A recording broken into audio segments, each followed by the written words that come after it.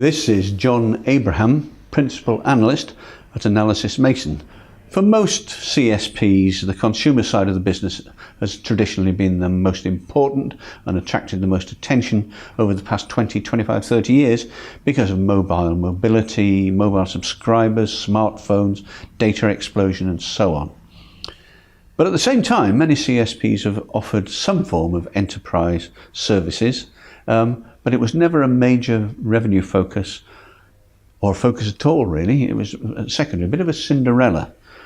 But you've just written a report about CSP monetization of enterprise services.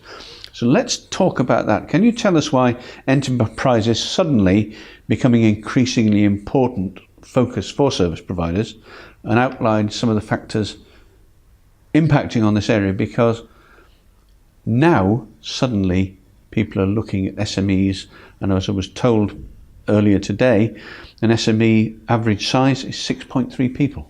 Mm-hmm. So, small companies, right, but very important. Yeah. So it's a good question. And, I think it's fair to say that you're right. Generally, operators have had a lot of emphasis on the consumer side of the business because that's traditionally been the revenue generator in a significant way for most operators. This is not to say operators have completely disregarded enterprise, but they have been more or less on the fringes of their focus. So what's changed, or what's actually driving the change? There are a few things. One is there is a lot of margin pressure on the consumer side of the business.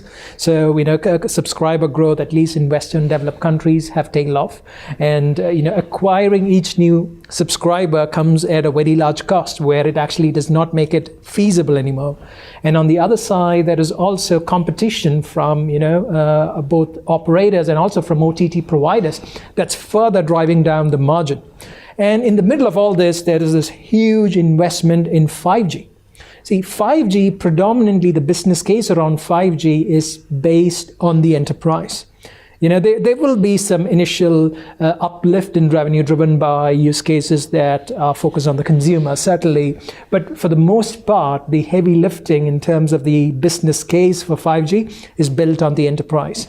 And that actually introduces a whole new set of urgency for operators to address the enterprise market.